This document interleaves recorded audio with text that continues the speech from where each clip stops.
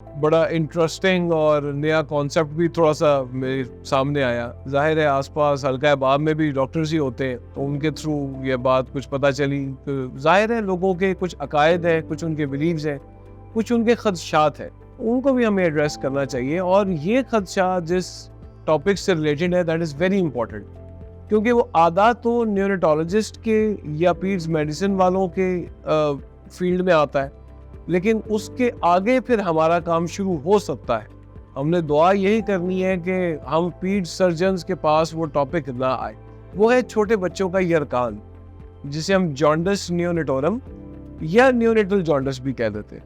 कुछ देर के लिए तो हम ये अगर भूल जाएं कि पीड सर्जन भी कोई चीज़ है, तो हम इसी चीज़ को देख लें कि जाहिर है यरकान है, इसकी कोई वजह तो होगी। बेसिकली जो नौज़ायदा बच्चा होता है उसका जिगर अभी ये कैपेबिलिटीज और ये एबिलिटीज और ये सलाहियत नहीं रखता कि वो जिस्म की कुछ खाद रतूबतें जिन्हें हम बिलिरुबिन कहते हैं उनको तोड़ फोड़ कर हमारे जिस्म से खारिज करा सके।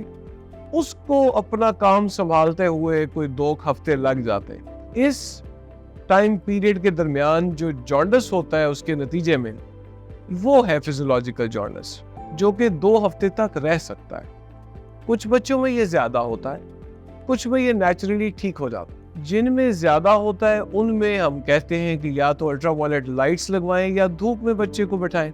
उसका भी एक खास तरीका है जो बच्चों की मेडिसिन वाले या नौज़ायदा बच्चों के स्पेशलिस्ट जो है जिन्हें नियोनेटोलॉजिस्ट कहते हैं, वो आपको बेहतर गाइड कर देंगे कितनी देर के लिए धूप में बिठाना है, कैसे बिठाना है।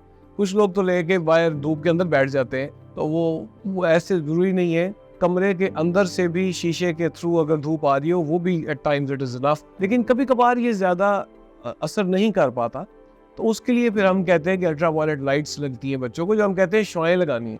अब उससे पता नहीं माँ बाप के जहन में क्या आता है कि भाई शुआएं लगनी है, तो ये शायद कोई खुदा ना खास्ता कोई रेडियोथेरेपी टाइप वाली शुआएं हैं या ये कोई खलाई मखलूकों वाली है। ये इस तरह की कोई बात नहीं है। ये नॉर्मल लैंप्स होती हैं जो हर इंक्यूबेटर में, बेबी कॉट्स में, कईयों में जो अच्छे वाले आते हैं बाहर से, उनमें ये फैसिलिटीज अवेलेबल है। Again under supervision and as prescribed by a doctor, कि उसके नुस्खे के मुताबिक आपने इसको लेके चलना है। लेकिन इससे इनकार मत कीजिए, क्योंकि आज जो किस्सा सुनने में आया वो यही था कि उन्होंने कहा कि शुआएं नहीं बच्चे को लगने देनी, धूप में बिठा लेते। बात तो एक ही है, जब आप सूरज में बिठा रहे हैं तो वो भी तो अल्ट्रावायलेट लाइट्स ही ले रहे हैं। किसी भी किस्म में डॉक्टर के इलाज में आप खलल पैदा ना करें। हाँ, उसको डिस्कस कर लें, उनसे अपने खदशात दूर कर लें, लेकिन बीच में ट्रीटमेंट को इनकार ना करें, ये बड़ा ज़रूरी है। और ये भी ज़हन में रखें कि अगर जॉन्डिस 20 डेज से ज़्यादा प्रोलॉन्ग कर जाए, यानी 20 डेज ऑफ लाइफ, पैदाइश के 20 दिन बाद से आगे अगर चला जाए, तो ये इन्वेस्टिगेट होना चाहिए। और अव्वल तो एट टाइम्स ये इसी फॉर्म में इतना सीवियर हो जाता है कि ये बारहा एक फाजिल मादा है बिलिरुबिन, जिसको जिस्म से निकलना चाहिए। अगर ना जाए तो ये बच्चे के जहन तक में असर कर सकता है। और एट टाइम्स इसमें पूरे का पूरा, वो कहते हैं जी खून तब्दील होना का लफ्ज यूज करते हैं, तो वो इसे एक्सचेंज ट्रांसफ्यूजन कहते हैं बच्चों में। ये अगर यहाँ तक नौबत आ जाए तो वो करवा लें, क्योंकि हर डॉक्टर इतना बेवकूफ नहीं है कि वो आपको आते साथ ही ये कह देगा। उसकी कुछ वजूहात होती है, कुछ साइंटिफिक ग्राउंड्स है। अगेन टेक होम मैसेज अभी तक तो यही है कि इनकार ना करें।